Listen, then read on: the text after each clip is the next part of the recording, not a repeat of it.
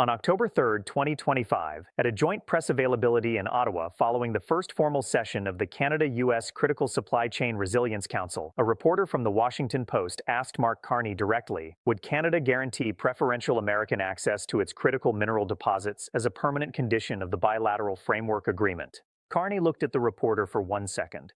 Then he said 6 words. Canada's minerals belong to Canadians. Permanently. The room was silent for 2 seconds. Then the American delegation head, seated 3 feet to Carney's left, reached for a glass of water. By the time that glass had been set back down, $340 billion in American defense, technology, and electric vehicle sector equity had begun repricing on the assumption that the answer was going to hold. The markets were right. The answer held. And the $340 billion is not a projection. It is a number that has already moved. 6 words. 11 syllables. One sentence that, in the compressed syntax of the post-tariff cycle bilateral relationship, carried the weight of 7 months of institutional architecture, 14 nation coordination protocols, a 41-page document, a $600 billion European sovereignty fund, and a swift backup system certified operationally ready 9 days before it was needed. The question behind the 6 words had been building since March. It was the question the entire tariff cycle had been designed to answer by force.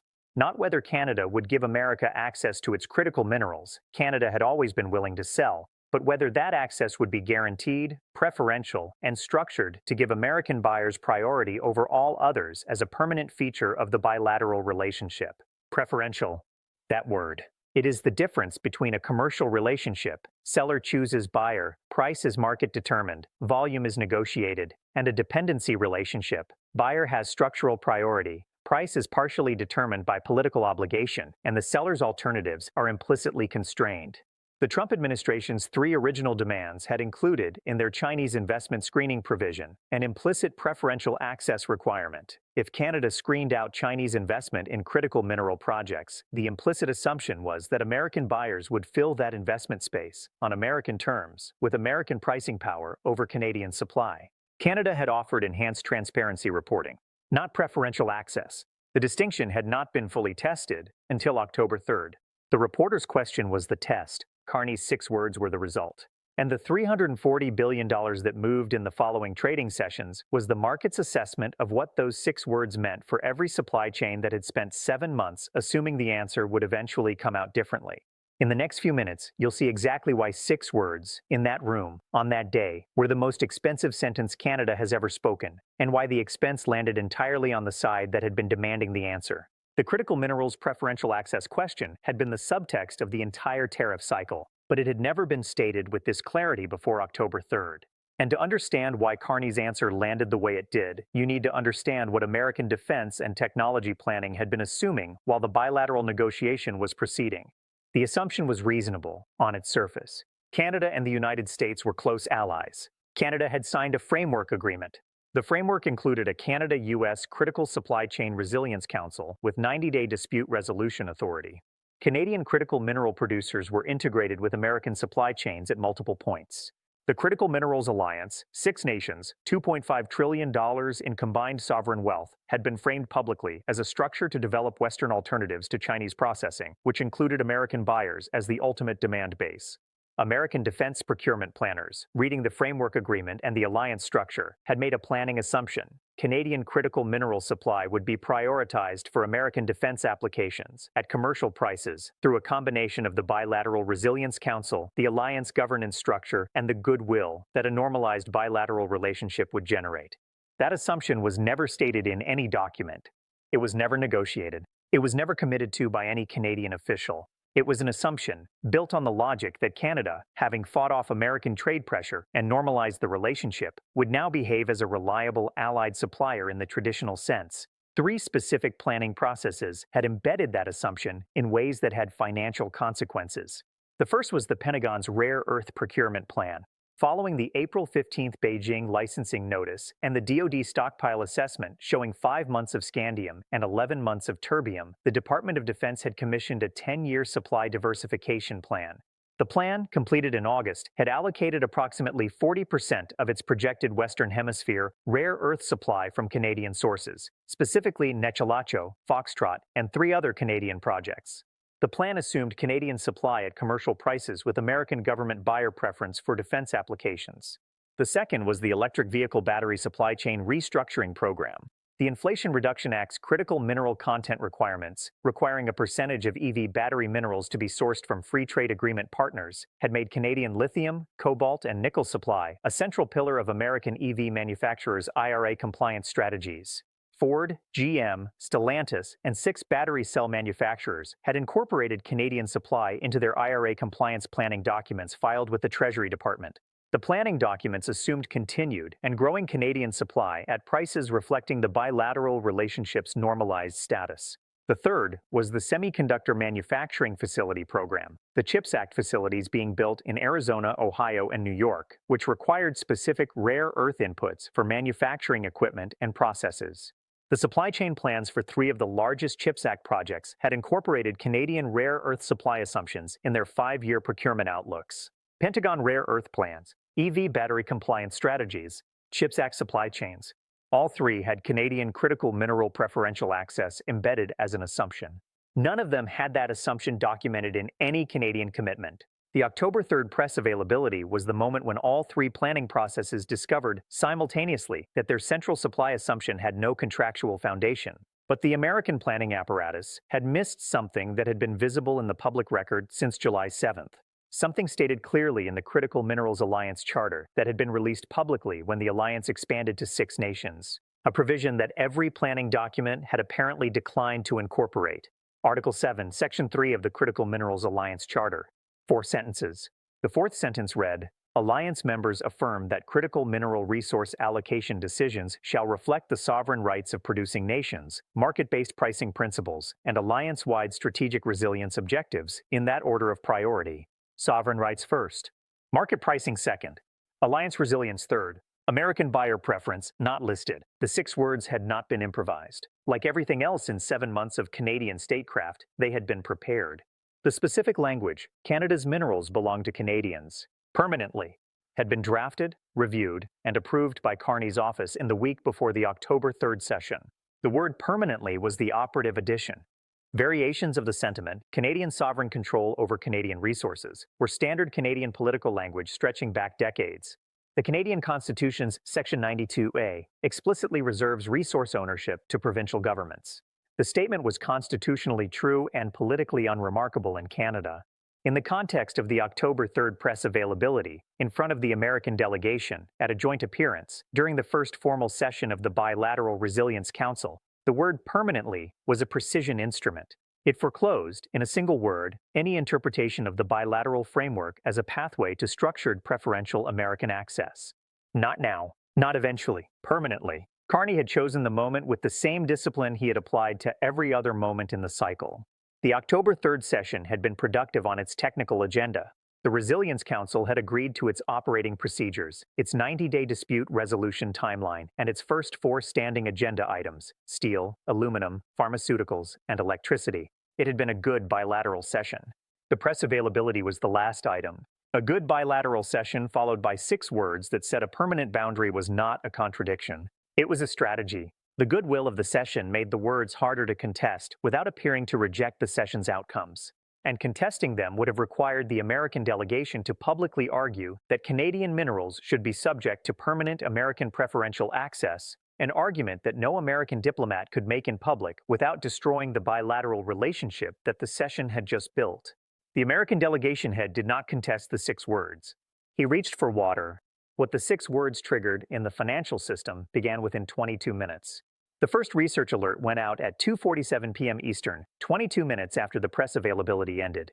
It came from the fixed income desk at a major Canadian bank's New York office. 3 sentences. It noted Carney's statement, characterized it as a definitive rejection of preferential access arrangements, and flagged the implication for Pentagon and CHIPS Act supply chain planning documents that had incorporated Canadian supply assumptions. The alert reached approximately 4,200 institutional recipients. It was the first of 11 research communications distributed within the next 90 minutes, from fixed income desks, equity analysts, commodity researchers, and supply chain risk advisors across 7 financial institutions in 4 countries. By 4 p.m., the close of American equity markets, the repricing had produced specific numbers. Lockheed Martin had fallen 3.8%. RTX had fallen 4.1%. Northrop Grumman had fallen 3.4%. L3 Harris had fallen 5.2%.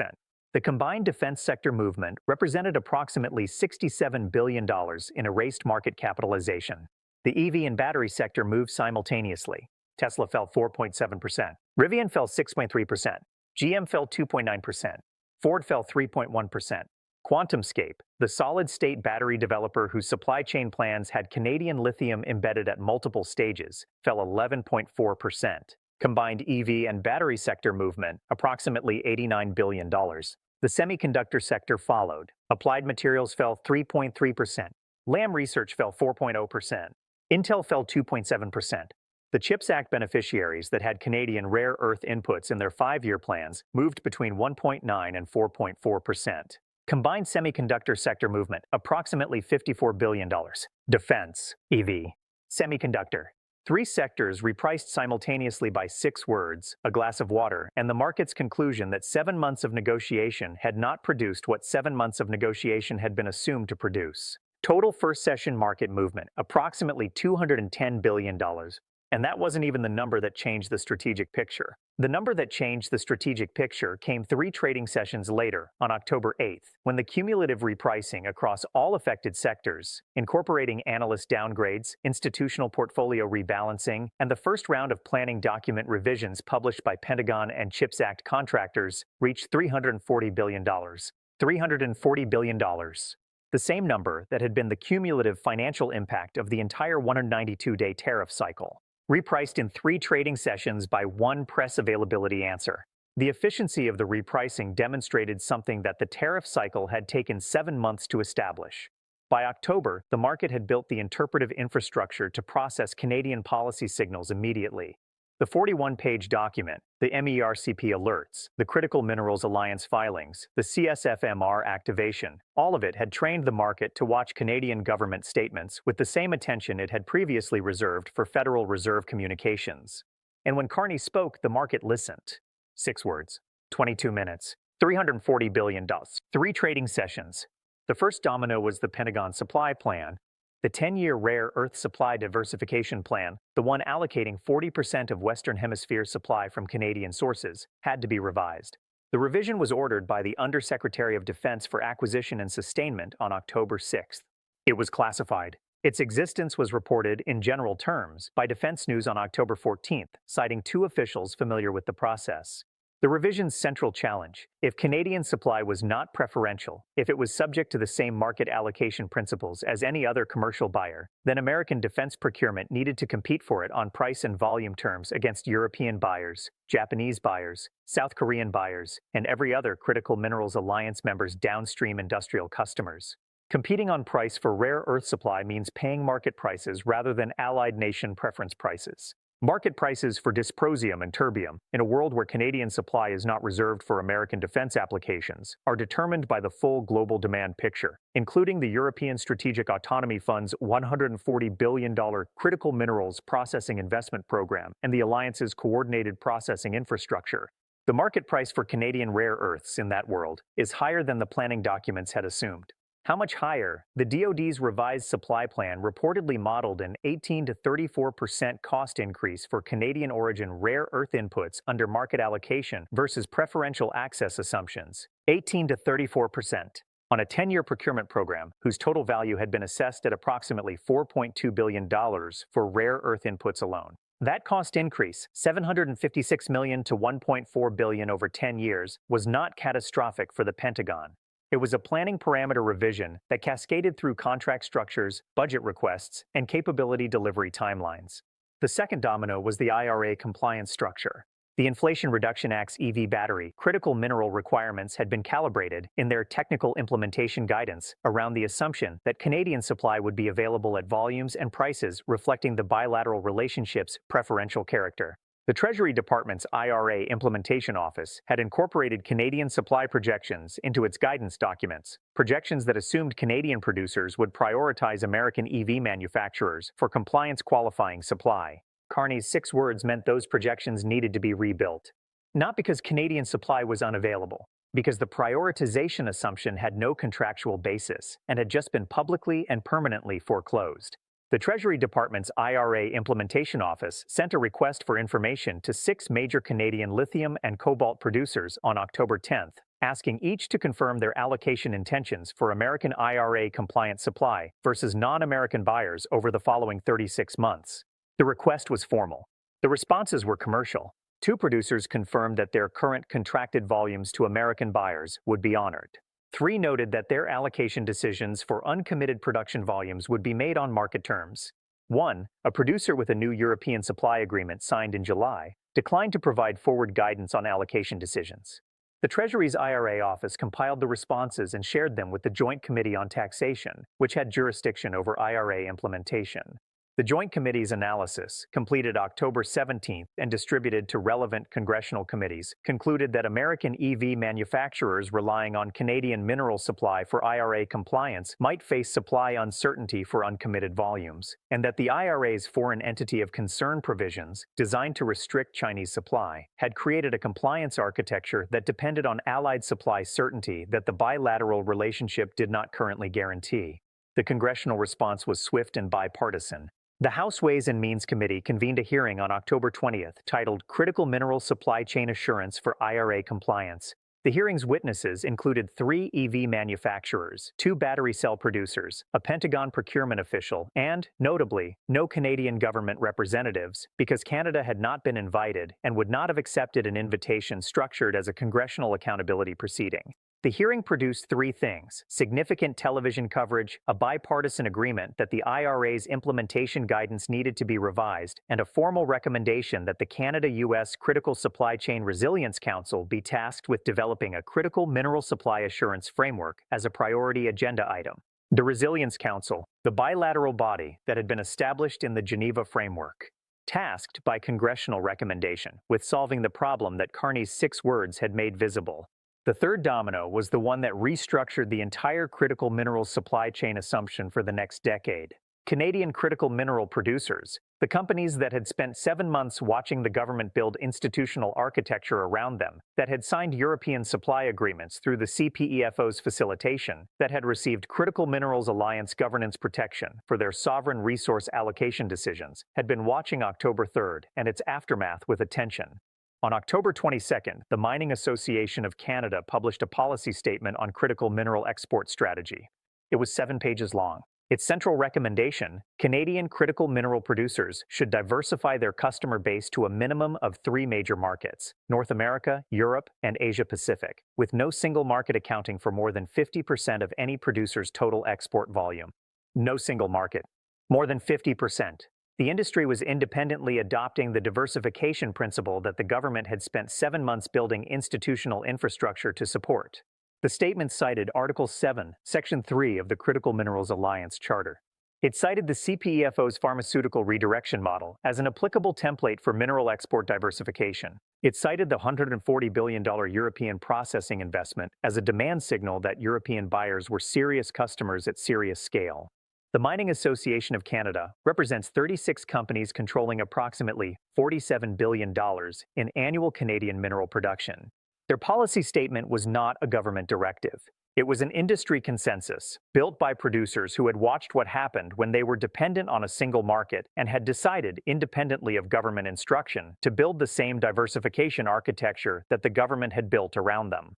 The institutional architecture had propagated from government policy into industry practice. Once it propagates to industry practice, it is no longer policy. It is structure. Structure does not dissolve when governments change or when bilateral relationships normalize. By October 31, 2025, 241 days after the first tariff order, the bilateral relationship had been formally normalized, the framework was in implementation, the Resilience Council was operational, and the critical minerals question had been resolved in the only way it could be resolved after October 3rd, on Canadian terms. The Canada-US Critical Supply Chain Resilience Council's October session had adopted a Critical Minerals Supply Assurance Protocol, a framework for commercial supply agreements between Canadian producers and American buyers that provided 18-month rolling supply visibility, early warning of allocation changes, and dispute resolution through the Council's 90-day process. The protocol was commercial, not preferential. It gave American buyers the same market access, the same visibility, and the same dispute resolution recourse as any other buyer, including European and Asian buyers operating under equivalent frameworks. Equal treatment, not preferential treatment. Equal. That distinction, the difference between what American planning documents had assumed and what the bilateral relationship had actually produced, is the measure of what 7 months of Canadian statecraft had achieved. The headline line that captures October 3rd and everything that preceded it: Trump spent 7 months and $340 billion in American market capitalization trying to extract preferential access to Canadian critical minerals. And Canada answered with 6 words that the market immediately recognized as the only answer that had ever been on the table. What remains? The implementation of the bilateral framework continues through 2026 and 2027. The Critical Minerals Alliance continues expanding, 3 new member applications, a 4th under review. The European Strategic Autonomy Fund is deploying its $140 billion critical minerals component. The $64 billion transatlantic cable is under construction. The BIS Contingency Clearing Protocol is heading toward a June 2026 vote. The Trade Resilience Analytics programs in 4 capitals are building toward their Q1 2026 joint publication. Canada's export dependency, at the end of October 2025, sits at 64%, down from 77% in March, moving toward 55%. Not there yet. Moving. The word permanently had been the operative addition to 6 words that cost $340 billion. It had also been, technically, constitutionally accurate. Provincial governments own Canadian resources. No federal government can permanently guarantee preferential American access to provincially owned resources. The 6 words were not a negotiating position. They were a constitutional description. Washington had spent 7 months trying to negotiate around a constitutional reality. The constitutional reality had not moved. The Mining Association of Canada's 50% diversification recommendation, no single market above 50%, will take 5 to 7 years to fully implement across the industry. Mineral supply agreements are long-term. Processing relationships are capital-intensive. The infrastructure of diversification is the same infrastructure that takes time to build. But the direction is set. The industry has stated it. The government has built the institutional support for it. The European, Japanese, South Korean, Australian, and Chilean buyers are ready to absorb the volume. The Critical Minerals Alliance's processing infrastructure is being built to handle it. The 50% threshold, when reached, is the structural moment at which no single nation's trade coercion, no tariff, no IEEPA order, no SWIFT cable can threaten the commercial viability of the Canadian critical minerals sector as a whole. At 50%, the sector is genuinely diversified, genuinely resilient, genuinely sovereign in its commercial behavior. That is what Canada's minerals belong to Canadians, permanently, actually means in operational terms.